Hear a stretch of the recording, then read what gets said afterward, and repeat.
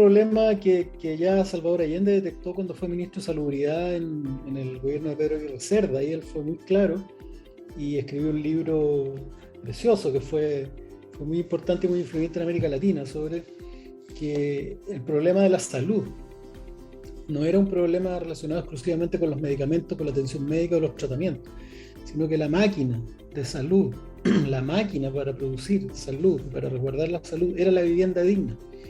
Él se preguntaba qué puede hacer un niño para estudiar, si hablamos en términos de educación, si no tiene un lugar donde salir.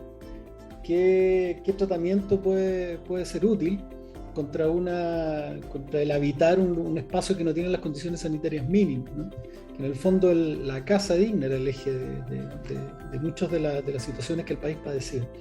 Vivienda digna es enfrentar el problema directamente, es que deje de ser solamente un negocio inmobiliario, que el Estado se libere para poder construir, pero que también se libere para poder, a través de sus propias instituciones, una institucionalidad, o que las municipalidades puedan o estén más bien mandatadas, ¿no? a generar, qué sé yo, sistemas de arriendos, por ejemplo, que hoy día no tiene esa posibilidad.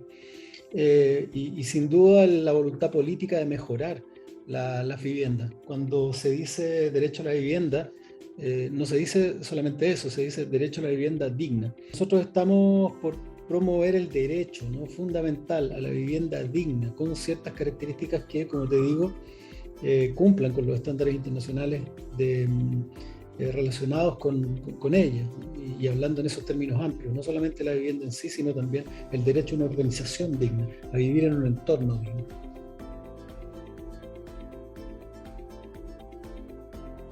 Hay cierto consenso de que Chile debe seguir caminando hacia ser un Estado laico. Hay resabios de la Constitución del 80, hay resabios de una cultura también ligada y asociada a la Iglesia, un respeto malentendido. Ellos son una institución, una organización, una transnacional, como cualquier otra. Y el afecto o la ligazón emotiva que las personas que pertenecen a esa institución no tienen que... La ligación emotiva que algunas personas tienen hacia esa institución no tiene que ser un freno o una condicionante, ¿no?, de cómo los tratamos. Nunca he entendido por qué la Iglesia Católica en particular sufre de ese nivel de exenciones tributarias. ¿Cuál es su condición con respecto a otras instituciones que la hacen merecedora de aquello? No, yo creo que avanzar hacia un Estado laico requiere también eso, ¿no?, tratarlas como lo que son, una sociedad anónima, y como cualquier otra.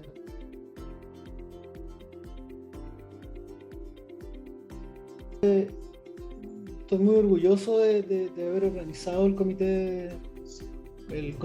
Consejo Constituyente de Personas Mayores, porque no es solamente darles voz, sino entender que son personas en sus plenas capacidades, que son capaces de discutir no solamente temas relacionados con las personas mayores, sino que ellos tienen las capacidades, las facultades, la experiencia para aportar en todas las áreas de discusión de la convención. Por eso que creamos este consejo, que replica en comisiones de espejo la discusión que se está haciendo en cada una de las comisiones de la convención. Yo te diría que las perspectivas amplias que ellos tienen les permiten reflexiones de mucho más alto, de un arco de tiempo mucho mayor. Son personas que son capaces de ver no solamente las necesidades inmediatas del país, sino con esta perspectiva de la altura que te permite en los años, ser capaces de producir reflexiones mucho más profundas, ¿no? Yo creo que lo primero que hay que rescatar de ahí es eso, esa capacidad que tiene la persona mayor de hablar desde décadas, ¿no? Hablar desde lo que vivieron en la patria joven de Frei, o del socialismo democrático de Allende, o los padecimientos en dictadura, cuestiones que la mayoría de las personas de la convención no vivieron. Creyendo que la principal discusión, bueno, hay una que creo que está ganada, que es dar un giro en 180 grados a la definición de Estado. Hay un consenso en que Chile debe ser definido como un Estado social de derecho. Eso es un cambio pero brutal, es revolucionario con respecto a lo que teníamos, porque centra en la persona y en las personas y en sus derechos sociales la principal preocupación del Estado, ¿no? La preocupación del Estado, entonces, primera, no es la producción, no es la empresa, no es el emprendimiento, no son los grupos intermedios, sino los derechos sociales garantizados de las personas.